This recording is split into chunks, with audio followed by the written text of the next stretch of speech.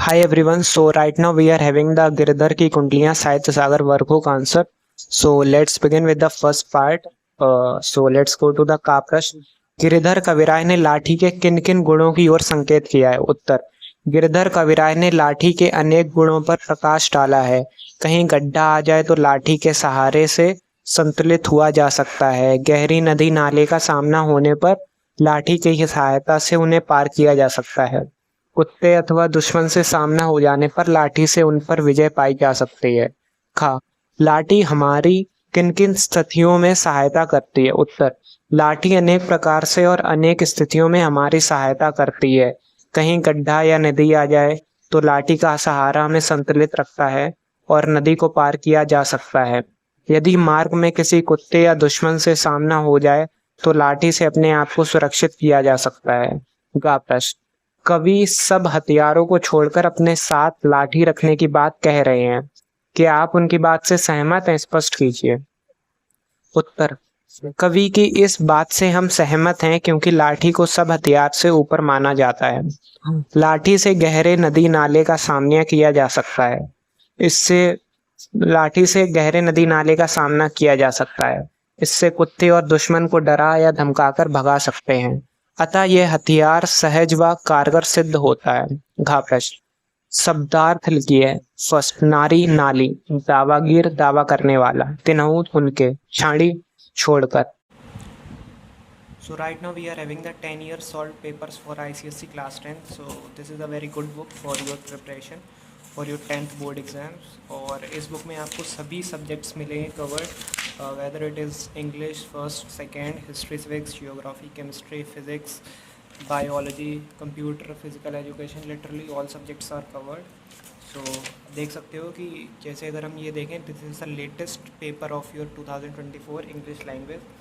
So here you can see that all 5 parts are there. Question 1, question 2, 3, and then all the composition section, and then here you can see all the detailed explanation of the first. So this is the composition part, first, second, and then here goes the letter part, then comprehension passage.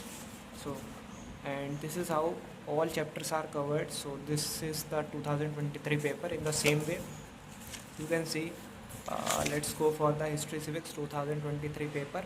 So here you can see part 1, 30 marks, and all the questions are covered with detailed explanation, whether it is a picture questions. So यहाँ पे इस तरह से answers भी दिए गए हैं कि फर्स्ट का why this is 6 and why the answer is deputy minister. So this is how. तो हर चैप्टर को प्रॉपरली कवर किया गया है और काफ़ी सही बुक है. ठीक है, यू कैन सी क्लियरली. सो इस बुक की परचेज़ की लिंक आपको डिस्क्रिप्शन बॉक्स में मिल जाएगी, उसमें जाके आप परचेज़ कर सकते हो. थैंक्स. अब सेकेंड पार्ट पे आते हैं. कमरी थोड़े दाम की बहुते आवे काम. तो इसका का प्रश्न. छोटी सी कमरी हमारे किस किस काम आ सकती है? उत्तर. छोटी कमरी बहुत प्रकार से हमारे काम आ सकती है. कीमती कपड़ों की धूल और पानी से रक्षा कर सकती है. रात पड़ने पर कमरी को झाड़ कर बिछाया भी जा सकता है और उस पर सोया जा सकता है. खा प्रश्न. गिरधर कविराय के अनुसार कमरा में कौन कौन सी विशेषताएं होती हैं? कमरी में. उत्तर. काली कमरी अत्यंत थोड़े मूल्य में प्राप्त हो जाती है. ये शरीर को ढकती है. उसमें सामान बांधकर गठरी बांधी जा सकती है. रात्रि होने पर उसे बछौने के रूप में बिछाया जा सकता है. इस प्रकार कमरी हमारे अनेक काम आती है. गा प्रश्न. बकुचा बांधे मोट राती को झारी बिछावे. पंक्ति का आशय स्पष्ट कीजिए. उत्तर. इस पंक्ति का अर्थ है कि यदि किसी व्यक्ति के पास कमरी हो तो उसकी गठरी बांधी जा सकती है तथा साथ ही रात को उसे झाड़कर बिछाया जा सकता है और उस पर आराम से सोया जा सकता है. घ प्रश्न. खासा मलमल बाफ्ता उनकर राखे मान. पंक्ति द्वारा कवि क्या कहना चाहते हैं? उत्तर. खासा उत्तम प्रकार का कपड़ा, मलमल और वाफ्ता महंगा कपड़ा.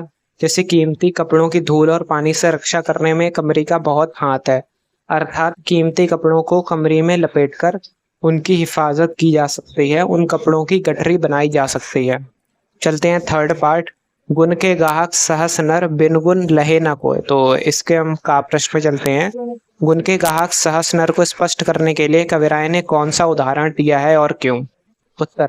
कविराय ने कौवे और कोयल के उदाहरण द्वारा ये स्पष्ट किया है कि कोयल अपनी वाणी की मधुरता मधुरता गुणों के कारण सभी के द्वारा पसंद की जाती है, परंतु कौवा अपनी कर्कश वाणी के कारण गुणहीन होने पर सम्मान नहीं पाता।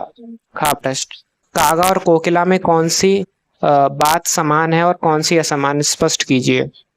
उत्तर, कौवे और कोयल में एक एक समानता और एक एक असमानता है। कौवे और कोयल दोनों का रंग काला होता है, दोनों में ये समानता है। दोनों में सबसे बड़ी असमानता ये है कि दोनों की वाणी में बहुत अंतर होता है। कौवे की वाणी कर्कश होती है जबकि कोयल की वाणी अत्यंत कर्णप्रिय तथा मधुर होती है। अब चलते हैं गा प्रश्न, बिन गुण लहे न कोय सहस नर गाहक गुण के, पंक्ति का भाव स्पष्ट कीजिए। इसका उत्तर है कि गिरधर कवि कहते हैं कि समाज में केवल गुणों की सराहना की जाती है, गुणों का आदर किया जाता है, रंग रूप का नहीं। बिना गुणों के किसी का सम्मान नहीं होता। गुणी व्यक्ति को चाहने वाले हजारों होते हैं।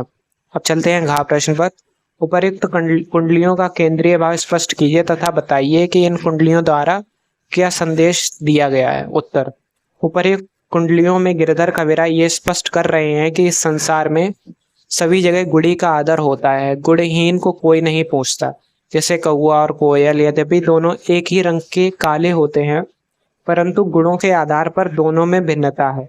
कौवे अपनी कर्कश वाणी के कारण आदर नहीं पाता, जबकि कोयल अपनी वाणी की मधुरता के गुण के कारण सभी को प्रिय होती है। इसलिए ठीक ही कहा है, गुणों के बिना कोई किसी को नहीं पूछता, पर गुणी के अनेक ग्राहक होते हैं। अब चलते हैं फोर्थ पार्ट पे, साईं सब संसार में मतलब का व्यवहार। तो इसका का प्रश्न, कवि के अनुसार इस संसार में किस प्रकार का व्यवहार प्रचलित है। इसका उत्तर है, गिरधर कविराय के अनुसार इस संसार में मतलब के व्यवहार का चलन है, अर्थात इस संसार में लोग एक दूसरे से अपने मतलब के लिए बात करते हैं। चलते हैं खा प्रश्न, साईं सब संसार में शीर्षक कुंडलियों से मिलने वाले संदेश पर प्रकाश डालिए। उत्तर, इसमें कविराय ने स्पष्ट किया है कि इस संसार में मतलब के व्यवहार का प्रचलन है। आम लोग किसी से मित्रता भी तभी तक निभाते हैं जब तक उसके पास धन दौलत होती है। धन समाप्त हो जाने पर मित्रता का भी अंत हो जाता है। निस्वार्थ प्रेम करने वाले कम ही मिलते हैं। अब चलते हैं गा प्रश्न, उपर्युक्त कुंडलियों में सच्चे एवं झूठे मित्र की क्या पहचान बताई गई है। उत्तर, इन कुंडलियों में कविराय ने स्पष्ट किया है कि संसार में सच्चे एवं बिना किसी स्वार्थ के मित्रता करने वाले लोग बहुत कम होते हैं। यहाँ मित्रता का आधार रुपया, पैसा, धन दौलत ही है। धन दौलत रहने पर अनेक लोग उसके मित्र बन जाते हैं, परंतु पैसा समाप्त होने पर सभी मित्र उसमें किनारा कर लेते हैं। चलते हैं घा प्रश्न, उपर्युक्त कुंडलियों का प्रतिभाग लिखिए। उत्तर, गिरधर कविराय के अनुसार इस संसार में सभी लोग जब तक मतलब सिद्ध होता है तभी एक संबंध बनाए रखते हैं, और जब मतलब सिद्ध हो जाता है तो संबंधों का भी अंत हो जाता है। संसार में ऐसे लोगों की संख्या बहुत कम है जो बिना स्वार्थ के किसी से मित्रता करते हैं। फिर रहिए लटपट काटे दिन, बरू घामे में सोए, छाए ना बाकी। तो ये फिफ्थ पार्ट है। अब चलते हैं इसका का प्रश्न, कवि के अनुसार हमें किस प्रकार के पेड़ की छाया में नहीं बैठना चाहिए और क्यों। उत्तर, कवि गिरधर कविराय के अनुसार हमें किसी पतले पेड़ की छाया में नहीं बैठना चाहिए, क्योंकि ऐसे पेड़ की छाया में बैठने में खतरा है। ऐसे पेड़ तेज हवा के चलने से गिर सकते और हानि पहुंचा सकते हैं। खा प्रश्न, छां मोटे की गाहिए, पंक्ति द्वारा कवि क्या कहना चाहते हैं। कवि ने ऐसा इसलिए कहा है, एक तो मोटे पेड़ की छाया घनी होती है तथा साथ ही मोटे तने वाला पेड़ आंधी आदि आने पर गिरता नहीं तथा उसके नीचे बैठे रहने वाले व्यक्ति का जीवन सुरक्षित रहता है। अब चलते हैं गा प्रश्न कि उपर्युक्त कुंडलियों द्वारा कवि क्या संदेश दे रहे हैं। कविराय पेड़ के माध्यम से ये संदेश दे रहे हैं कि हमें समर्थ एवं बलवान व्यक्ति का ही सहारा लेना चाहिए, निर्बल का नहीं। निर्बल व्यक्ति न अपनी सुरक्षा कर सकता है और न दूसरे की, जबकि सबल व्यक्ति स्वयं भी सुरक्षित रहता है और अपने आसपास आए व्यक्ति को भी सुरक्षित रख सकता है। अब चलते हैं घा प्रश्न, कवि के अनुसार एक दिन कौन धोखा देगा तथा कब, उससे बचने के लिए हमें क्या करना चाहिए। इसका उत्तर है, पतले या कमजोर पेड़ की छाया में कभी नहीं बैठना चाहिए, क्योंकि जब भी तेज हवा चलेगी या आंधी आएगी तो पतला पेड़ जड़ से उखड़कर गिर जाएगा और ऐसा पेड़ हमें धोखा देगा। इससे बचने के लिए हमें किसी मोटे पेड़ का सहारा लेना चाहिए। वह आंधी के प्रहार को सहन कर लेगा और कभी धोखा नहीं देगा।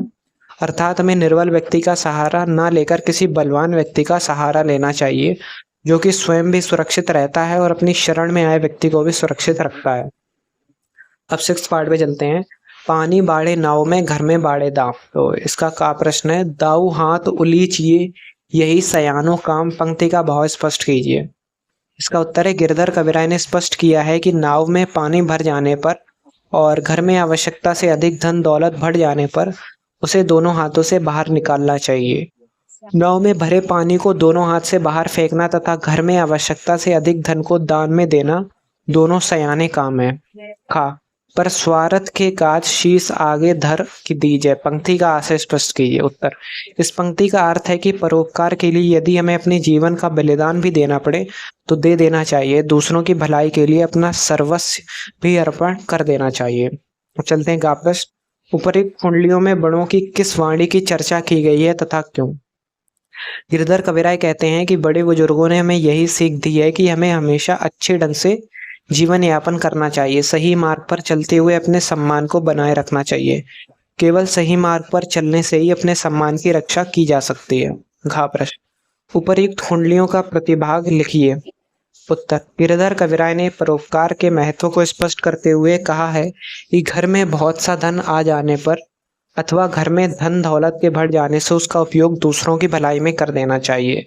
उसे दान में दे देना चाहिए। दूसरों की भलाई के लिए यदि सर्वस्व भी अर्पित करना पड़े तो कर देना चाहिए। अब चलते हैं 7th पार्ट। राजा के दरबार में जैसे समय पाए। तो इसका का प्रश्न, राजा के दरबार में कब जाना चाहिए, कहाँ नहीं बैठना चाहिए और क्यों? उत्तर, राजा के दरबार में अवसर पाकर ही जाना चाहिए। हमें एक बात का सदैव ध्यान रखना चाहिए कि हमें अपनी हैसियत देखकर ही स्थान ग्रहण करना चाहिए और कभी ऐसे स्थान पर नहीं बैठना चाहिए जो हमारे स्तर के अनुकूल ना हो, क्योंकि ऐसे स्थान पर बैठने से हमें कोई भी वहां से उठा सकता है। चलते हैं खा प्रश्न। कवि ने दरबार में कब बोलने और कब न बोलने की सलाह दी। उत्तर, कवि ने हमें कहा है कि राजा के दरबार में हमें चुप ही रहना चाहिए।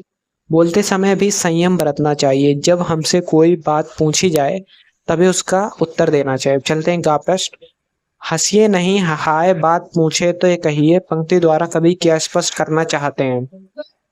तो इसका उत्तर है, कवि कहते हैं कि हंसते समय हमें सावधानी रखने की आवश्यकता है। अनावश्यक रूप से कभी जोर जोर से हंसना नहीं चाहिए। कभी अशिष्टवश ठहाका लगाकर नहीं हंसना चाहिए। हंसना अशिष्टता का प्रतीक है। अब चलते हैं घा प्रश्न। उपर्युक्त कुंडलियों से क्या शिक्षा मिलती है? तो उपर्युक्त कुंडलियों में गिरधर कविराय ने हमें कुछ नीतिगत तथा लोक व्यवहार से संबंधित बातों की सीख दी है। जैसे राजा के दरबार में समय पाकर ही जाना चाहिए। ऐसे स्थान पर बैठना चाहिए जहां किसी के द्वारा उठा दिए जाने की आशंका ना हो। शिष्टावश ठहाका लगाकर नहीं हंसना चाहिए तथा प्रत्येक कार्य समय पर करना चाहिए। कवि का संकेत है कि हमें राज दरबार के नियमों का पालन करना चाहिए। सो यही था इस चैप्टर में। अगर वीडियो अच्छा लगा हो just make sure to like the video और इस चैनल को सब्सक्राइब कर लेना। थैंक्स।